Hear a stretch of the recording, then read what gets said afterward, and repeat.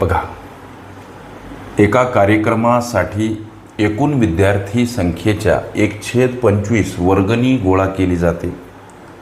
जेव्हा शिक्षकांनी स्वतःचे 25 रुपये त्यात घातले तेव्हा एकूण वर्गणी 250 रुपये झाली. तर एकूण विद्यार्थी संख्या किती असा प्रश्न विचारला.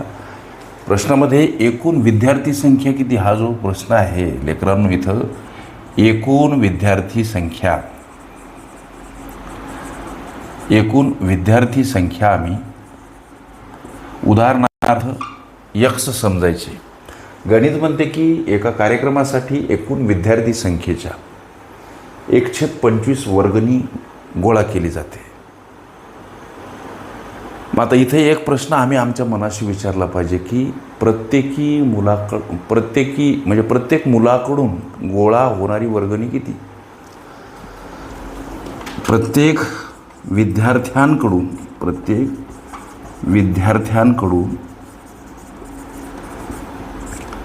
गोळा होणारी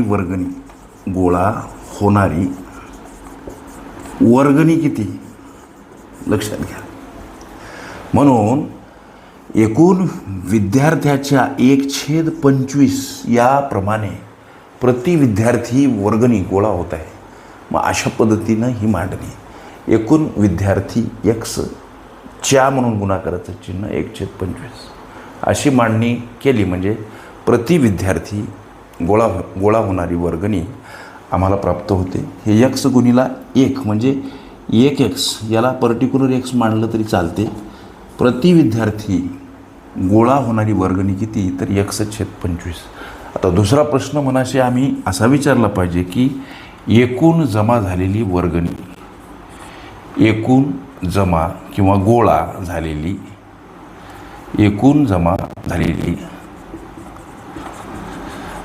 वर्गणी किती बाबा, हा प्रश्न मनाशी. दुसरा, एकूण विद्यार्थी यक्स प्रति विद्यार्थी वर्गणी यक्स छेदस्थानी 25.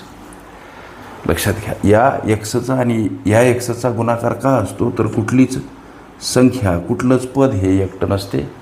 छेदस्थानी 1 हा असतोच. या गोष्टीचा विचार करता 2 अपूर्णांक बनतात. अपूर्णांकाचा गुणाकार अंशाचा छेदाचा म्हणजे यक्स गुणिला यक्स वर्ग छेदस्थानी 25 ही जमा झालेली लेकरांनो एकूण वर्गणी.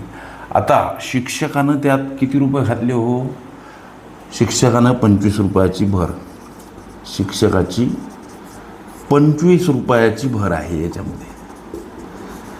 लक्षात घ्या, जेव्हा शिक्षकांनी त्यात म्हणजे त्या जमा झालेल्या एकूण वर्गणीमध्ये जेव्हा शिक्षकांनी 25 रुपये घातले तेव्हा एकूण वर्गणी 250 रुपये झाली. आता संबंध विद्यार्थ्यांची ही एकूण वर्गणी एक्स वर्ग छेदस्थानी 25 समीकरण स्वरूप.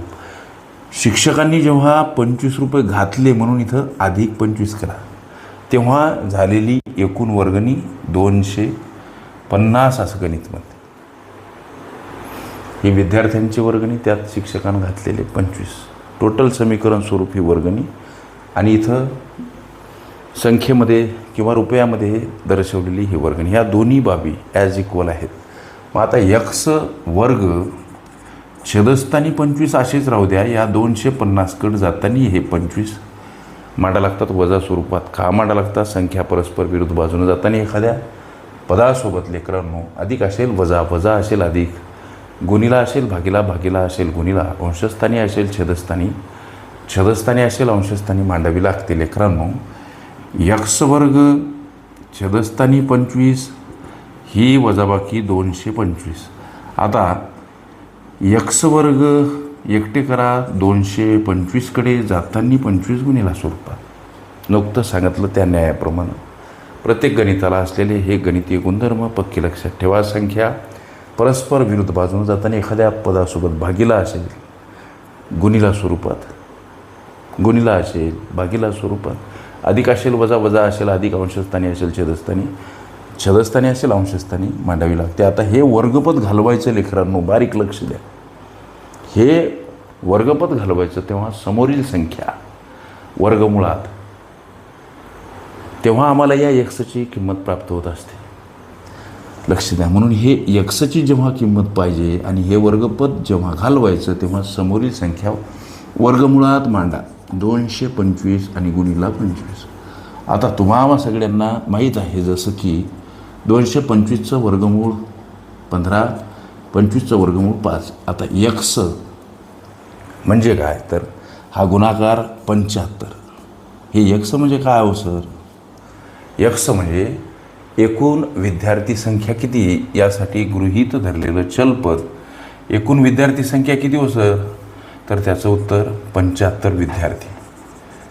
हे लेकरांनो तुमच्या विचारल्या प्रश्नाचं उत्तर. लक्ष द्या. प्रश्न होता एकूण विद्यार्थी संख्या किती? 75 विद्यार्थी हे विचारल्या प्रश्नाचं उत्तर. ओके. वर्गणी ही माझी प्लेलिस्ट अवश्य बघा. त्यामध्ये विविध स्पर्धकांनी विविध अंगांनी विचारल्या संभाव्य अशा असंख्य प्रश्नांचा सराव तुम्हास करता येईल.